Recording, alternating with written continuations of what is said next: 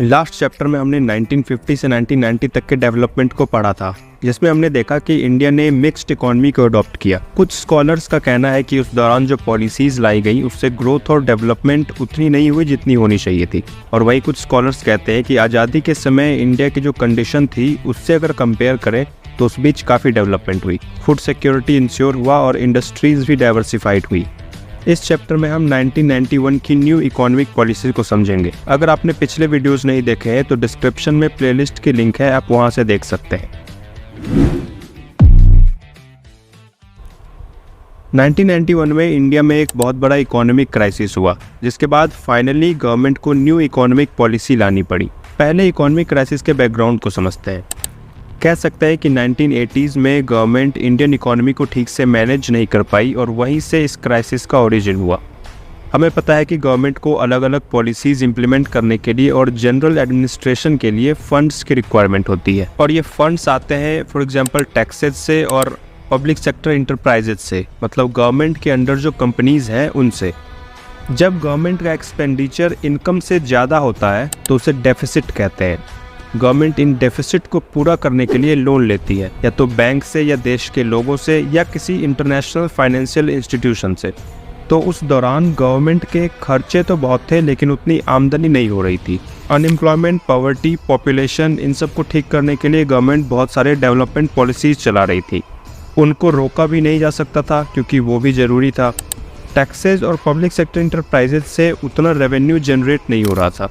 इसके अलावा वॉर्स 1962 में पाकिस्तान से, 1965 में चाइना से, 1971 में फिर पाकिस्तान से, इन सब वॉर की वजह से डिफेंस सेक्टर में भी काफ़ी पैसा खर्च हो रहा था।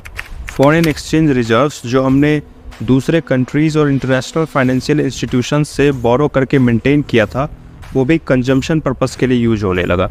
ना ही गवर्नमेंट इन खर्चों को कम कर पा रही थी और ना ही एक्सपोर्ट बढ़ाने पे खास ध्यान दे रही थी। अब पहले ये फॉरेन एक्सचेंज रिजर्व के कंसेप्ट को समझते हैं। हर कंट्री की सेंट्रल बैंक, मतलब इंडिया के केस में आरबीआई, वैसे करेंसी जो ग्लोबल मार्केट में इजीली एक्सेप्टेबल है, मतलब कोई भी कंट्री उस करेंसी में ट्रेड करने के लिए तैयार हो, जैसे US dollar, Japanese yen, euro, ये सब करेंसीज अपने पास रखती है। इसका यूज किया जाता है जब हम कुछ इंपोर्ट करते हैं तो उसके पेमेंट में। और ये करेंसीज हमारे पास कैसे आती है, तो गुड्स और सर्विसेज ज़्यादा से ज़्यादा एक्सपोर्ट करने से।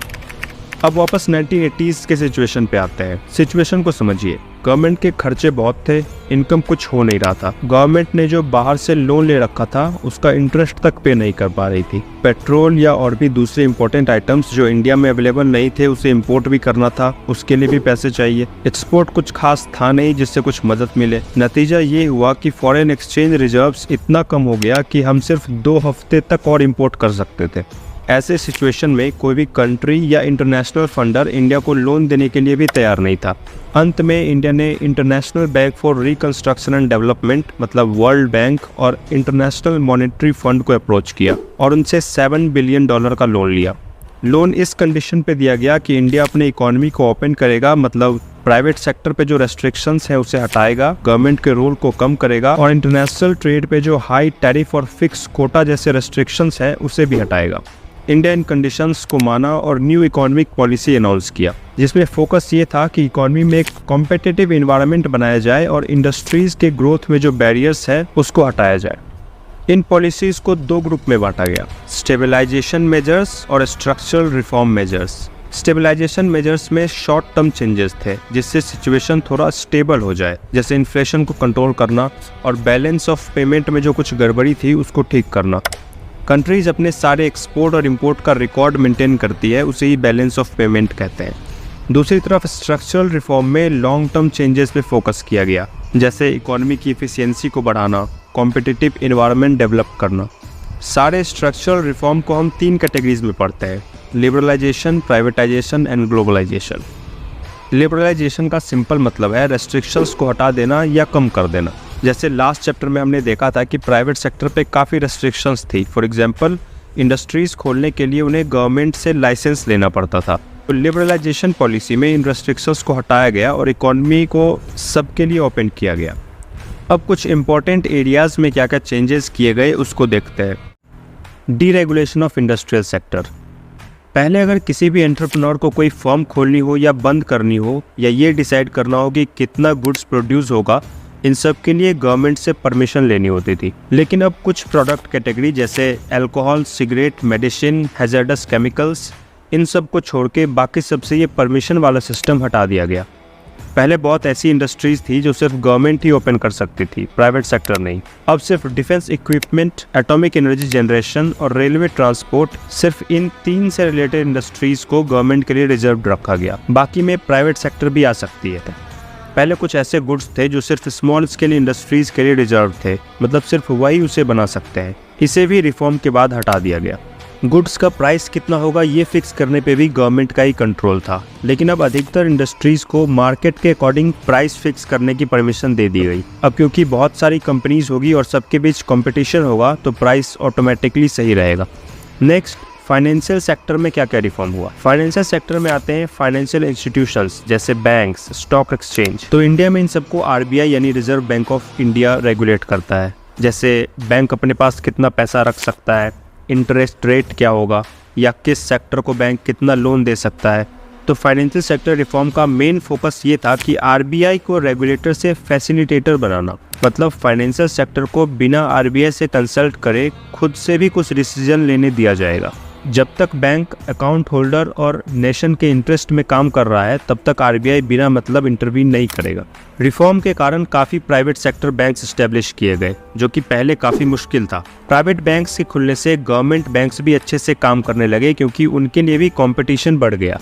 कुछ कंडीशन फुलफिल करने पे बैंकों को बिना आरबीआई से पूछे नए ब्रांच खोलने की भी परमिशन दी गई। फॉरेन इंस्टीट्यूशनल इन्वेस्टर्स, मतलब इंडिया के बाहर की कंपनीज, इनको इंडियन फाइनेंशियल मार्केट में इन्वेस्ट करना अलाउ कर दिया गया। इससे फ़ायदा ये हुआ कि ज़्यादा से ज़्यादा पैसा इंडियन इकोनॉमी में आया और बैंक्स या कंपनीज के लिए कैपिटल रेज करना यानी लोन लेना आसान हो गया। टैक्सेस में भी रिफॉर्म किए गए। टैक्सेस 2 तरह के होते हैं, डायरेक्ट टैक्सेस और इनडायरेक्ट टैक्सेस। डायरेक्ट टैक्सेस वो जो हम गवर्नमेंट को डायरेक्ट पे करते हैं, जैसे इनकम टैक्स जो हमारी इनकम पे हम टैक्स देते हैं, या कॉरपोरेशन टैक्स जो कंपनीज अपने प्रॉफिट पे टैक्स देती है। 1991 से इन टैक्सेस के रेट को भी कम किया गया क्योंकि ऐसा माना गया कि ज़्यादा इनकम टैक्स होने के कारण ही लोग टैक्स की चोरी करते हैं, और अगर टैक्स रेट मॉडरेट होगा तो लोग टैक्स भरेंगे और गवर्नमेंट की रेवेन्यू बढ़ेगी। दूसरा टैक्स है इनडायरेक्ट टैक्सेस, जो किसी गुड्स या सर्विसेज पे लगाया जाता है। ये हम डायरेक्ट गवर्नमेंट को पे नहीं करते हैं। फॉर एग्जांपल, जब हम कोई गुड्स या सर्विसेज खरीदते हैं तब हम ये टैक्स पे करते हैं और गवर्नमेंट उस गुड्स या सर्विसेज सेल करने वाले से टैक्स कलेक्ट करती है। इसके भी रेट को कम किया गया और प्रोसेस को सिंप्लीफाई किया गया। जैसे 2016 में गवर्नमेंट जीएसटी यानी गुड्स एंड सर्विसेज टैक्स लेके आई, जो अलग अलग टैक्स को हटाकर one nation one tax and one market पे बेस्ड था। फॉरेन एक्सचेंज में भी रिफॉर्म किया गया। हमने देखा था कि हमारा बैलेंस ऑफ पेमेंट सही नहीं था, मतलब इंपोर्ट तो बहुत था लेकिन एक्सपोर्ट नहीं था, जिसके कारण फॉरेन एक्सचेंज रिजर्व भी बहुत कम हो गया था। तो एक्सपोर्ट को बढ़ावा देने के लिए इंडियन रुपी को डिवैल्यू किया गया, मतलब वैल्यू कम किया गया। इसको एग्जाम्पल से समझते हैं। Suppose 70 Indian rupees 1 US dollar के बराबर है, तो अगर किसी दूसरे कंट्री को हमारा 70 रुपीज़ का सामान चाहिए तो उसे $1 पे करना पड़ेगा। और अगर हमारे करेंसी की वैल्यू कम हो जाए, मतलब 1 US डॉलर बराबर 70 से 80 कर दिया जाए, तो सेम 70 रुपीज़ के प्रोडक्ट के लिए उन्हें $1 से कम पे करना होगा। और जब उन्हें ट्रेड सस्ता लगेगा तो वो ज़्यादा से ज़्यादा डिमांड करेंगे, जिससे हमारा एक्सपोर्ट बढ़ेगा। इसीलिए एक्सपोर्ट को बढ़ाने के लिए करेंसी को डीवैल्यू किया गया। पहले ये एक्सचेंज रेट गवर्नमेंट फिक्स करती थी, लेकिन रिफॉर्म के बाद ये मार्केट के अकॉर्डिंग यानी डिमांड एंड सप्लाई के अकॉर्डिंग डिसाइड होने लगा। ट्रेड और इन्वेस्टमेंट पॉलिसी में भी रिफॉर्म किया गया। जैसे पहले इंपोर्ट्स पे काफ़ी रेस्ट्रिक्शंस थे, जैसे टैक्स बहुत हाई था, क्वांटिटी फिक्स था कि इससे ज़्यादा इंपोर्ट नहीं कर सकते। इन सब को धीरे धीरे हटाया गया ताकि इंडिया की लोकल इंडस्ट्रीज़ का कंपटीशन बढ़े और वो अपनी इफ़िशियंसी पे ध्यान दे और मॉडर्न टेक्नोलॉजी को अडॉप्ट करे। Hazardous and environmentally sensitive industries, for example petroleum, इनको छोड़ के बाकी सबसे इंपोर्ट लाइसेंसिंग का सिस्टम हटा दिया गया। एक्सपोर्ट पे जो टैक्स लगता था उसे भी हटाया गया ताकि एक्सपोर्ट को बढ़ावा मिले और इंडियन प्रोडक्ट्स इंटरनेशनल मार्केट में भी कम्पीट करें। नेक्स्ट है प्राइवेटाइजेशन। इसका सिंपल मतलब है गवर्नमेंट कंपनीज को प्राइवेट कंपनी में बदल देना। ऐसा गवर्नमेंट ने 2 तरीके से किया। पहला कि गवर्नमेंट पूरी कंपनी ही बेच दे, और दूसरा ओनरशिप ट्रांसफ़र करके। किसी कंपनी में 50% से ज़्यादा जिसका स्टेक होता है वो ओनर होता है। मतलब अगर किसी कंपनी में 70% स्टेक गवर्नमेंट का है और गवर्नमेंट 30% स्टेक बेच दे तो गवर्नमेंट के पास बचे 40% और 60% प्राइवेट के, तो ओनरशिप ट्रांसफ़र हो गई और वो कंपनी प्राइवेट हो गई। जब गवर्नमेंट अपने स्टेक को बेच के कम करती है तो उसे बोलते हैं डिसइन्वेस्टमेंट। अगर गवर्नमेंट ने 5% स्टेक बेच दिया तो कहेंगे डिसइन्वेस्टमेंट ऑफ 5%। प्राइवेटाइजेशन का पर्पस ये था कि कंपनीज मॉडर्नाइज हो सके और इफ़िशिएंट तरीके से काम करें। नेक्स्ट है ग्लोबलाइजेशन। ग्लोबलाइजेशन का मतलब है कि एक कंट्री की इकोनॉमी या कल्चर का पूरे वर्ल्ड की इकोनॉमी या कल्चर से जुड़ जाना। फॉर एग्जांपल आज हर कंट्री एक्सपोर्ट इंपोर्ट करती है तो सब एक दूसरे पे डिपेंडेंट है। मतलब दूर किसी कंट्री में क्या चल रहा है उसका इफेक्ट हमारी कंट्री पे भी पड़ता है। अमेरिका में कौन इलेक्शन जीतेगा इसका इंडिया की पॉलिटिक्स पे भी असर होता है। तो ग्लोबलाइजेशन बाउंड्रीज को ख़त्म करता है और एक बॉर्डरलेस वर्ल्ड बनाता है। ग्लोबलाइजेशन का ही एक इम्पॉर्टेंट आउटकम है आउटसोर्सिंग। इसमें कंपनीज अपने रेगुलर सर्विस के लिए दूसरे कंट्रीज़ के लोगों को हायर करती हैं। इसी को आउटसोर्सिंग कहते हैं। फॉर एग्जांपल यूएस की कोई कंपनी है, उसे अपने कस्टमर के लिए कॉल सेंटर खोलना है तो वो इंडिया में खोलेगी क्योंकि यहाँ उसे अपनी कंट्री के कंपैरिजन में कॉस्ट कम पड़ेगा। इससे इंडिया को एम्प्लॉयमेंट मिलेगा और उनका काम सस्ते में हो जाएगा। ऐसे और भी काम हो सकते हैं जैसे banking services, music recording, video editing. Modern technology और फास्ट मोड ऑफ कम्युनिकेशन की वजह से आज आउटसोर्सिंग और भी आसान हो गया है। इंडिया की भी बहुत ऐसी कंपनीज हैं जो अलग अलग देशों में मौजूद है। फॉर एग्जांपल टाटा स्टील 26 देशों में ऑपरेट कर रही है और 50 देशों में सेल करती है और वर्ल्ड की टॉप 10 स्टील कंपनीज में से एक है। इन ग्लोबल ट्रेड में रूल्स एंड रेगुलेशंस को एडमिनिस्टर करता है WTO, world trade organisation. General agreement on trade and tariff GATT, जिसको 1948 में बनाया गया था, उसको रिप्लेस करके 1995 में WTO को बनाया गया। इसका काम है इंटरनेशनल ट्रेड को प्रमोट करना, अपने मेंबर कंट्रीज़ को इंटरनेशनल मार्केट का एक्सेस देना, वर्ल्ड के रिसोर्सेज का सही से यूज़ हो ये इंश्योर करना और ऐसे ट्रेडिंग रूल्स बनाना ताकि कोई मनमाने तरीके से काम ना कर सके। इंडिया भी WTO का एक इम्पॉर्टेंट मेंबर है और ग्लोबल रूल्स बनाने में और डेवलपिंग कंट्रीज़ के इंटरेस्ट को प्रमोट करने में अहम भूमिका निभाता है। लेकिन कुछ स्कॉलर्स कहते हैं कि इंडिया WTO का मेंबर है, इसका कोई खास यूज नहीं है क्योंकि ज़्यादातर इंटरनेशनल ट्रेड डेवलप्ड कंट्रीज़ के बीच होता है। डेवलपिंग कंट्रीज़ जैसे इंडिया, इनको फोर्स किया गया कि वो अपने मार्केट को थोड़ा ओपन करें और डेवलप्ड कंट्रीज़ को मार्केट का एक्सेस दें, लेकिन रिटर्न में उनको डेवलप्ड कंट्रीज़ के मार्केट का एक्सेस नहीं दिया गया। ये सारे रिफॉर्म 1991 में लाए गए थे। तो अब देखते हैं कि इन 3 डेकेड में इन रिफॉर्म्स का क्या आउटकम रहा है। इस टेबल को देखिए, इसमें GDP ग्रोथ परसेंटेज दिया गया है। रिफॉर्म के बाद पहले 2 डेकेड में ओवरऑल GDP बहुत तेज़ी से ग्रो हुआ। 1980 से 1991 के बीच 5.6% ग्रोथ रेट था, जो 2007 से 12 के बीच 8.2% हो गया। लेकिन इसी पीरियड में अगर एग्रीकल्चर सेक्टर को देखें तो ग्रोथ रेट कम हुआ है। 2012-13 में सिर्फ 1.5% का ग्रोथ रेट और 14-15 में तो ग्रोथ रेट निगेटिव में चला गया। इंडस्ट्रियल सेक्टर में भी ग्रोथ रेट ऊपर नीचे होते रहा है, लेकिन सर्विस सेक्टर में कंटिन्यूस ग्रोथ रेट देखने को मिला है। मतलब ओवरऑल GDP ग्रोथ में सर्विस सेक्टर का बड़ा योगदान रहा है। इसके अलावा इकोनॉमी ओपन होने से फॉरेन इन्वेस्टमेंट भी बहुत तेजी से इंक्रीज हुआ। 91 में $100 मिलियन से बढ़कर 17-18 में $30 बिलियन हो गया और फॉरेन एक्सचेंज रिजर्व $6 बिलियन से बढ़कर 2018-19 में $413 बिलियन हो गया। अभी की बात करें तो ये $600 बिलियन के आसपास है।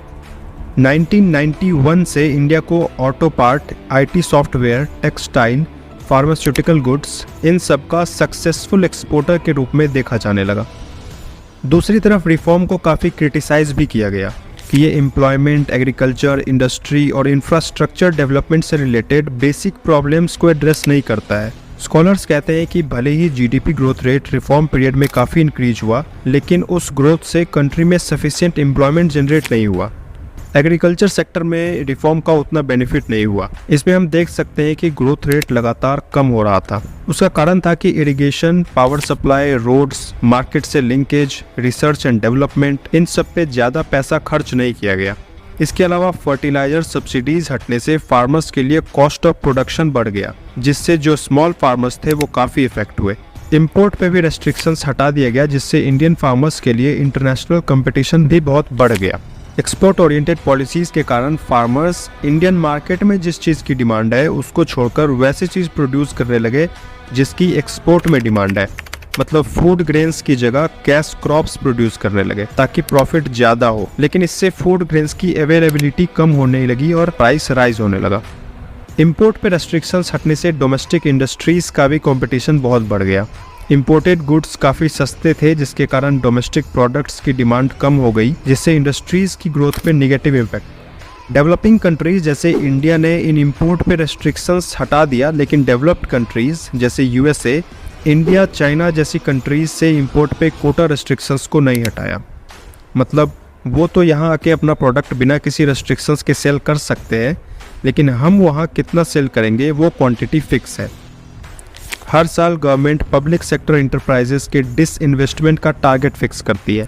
मतलब पब्लिक सेक्टर का कितना पार्ट प्राइवेट सेक्टर को बेचा जाएगा ये फिक्स करती है। जैसे 2017-18 में 1 लाख करोड़ के एसेट का टारगेट था और गवर्नमेंट ने 1,57 करोड़ के एसेट को सेल किया। क्रिटिक्स का कहना है कि यहाँ प्रॉब्लम ये है कि पैसों की कमी की वजह से गवर्नमेंट कम प्राइस पे ही एसेट्स को सेल कर देती है, जिससे गवर्नमेंट को काफ़ी नुकसान हुआ है। डिसइन्वेस्टमेंट से जो पैसा आता भी है तो गवर्नमेंट उसे पब्लिक सेक्टर इंटरप्राइजेस के डेवलपमेंट के बजाय अपने किसी और स्कीम या पॉलिसी में यूज कर लेती है। रिफॉर्म पीरियड में टैक्स को कम किया गया था ताकि लोग टैक्स की चोरी ना करें और गवर्नमेंट का रेवेन्यू इंक्रीज हो, लेकिन ऐसा हुआ नहीं। टैरिफ हटा दिया गया तो उधर से जो गवर्नमेंट का रेवेन्यू आता था वो भी बंद हो गया। गवर्नमेंट फॉरेन इन्वेस्टर्स को भी टैक्स में छूट दे रही थी ताकि वो इंडियन इकोनॉमी में ज़्यादा से ज़्यादा इन्वेस्ट करे। तो कुल मिला के गवर्नमेंट का टैक्स रेवेन्यू कम हुआ, जिससे गवर्नमेंट पब्लिक वेलफेयर पे जो खर्च कर रही थी वो भी कम हो गया। तो कंक्लूजन ये है कि ग्लोबलाइजेशन पॉलिसीज़ का पॉजिटिव और नेगेटिव दोनों रिजल्ट रहा है। कुछ स्कॉलर्स कहते हैं कि ग्लोबलाइजेशन से डेवलपिंग कंट्रीज़ के इकोनॉमी को ओवरऑल फ़ायदा हुआ है, हाई टेक्नोलॉजी आई और ग्लोबल मार्केट का एक्सेस मिला। और वहीं दूसरी तरफ कुछ स्कॉलर्स का कहना है कि ग्लोबलाइजेशन डेवलप्ड कंट्रीज़ की स्ट्रेटजी है ताकि वो अपने मार्केट को दूसरे कंट्रीज़ में एक्सपेंड कर सके। मार्केट ड्रिवन ग्लोबलाइजेशन ने कंट्रीज़ के बीच और लोगों के बीच इकोनॉमिक डिस्पैरिटीज़ को बढ़ा दिया है।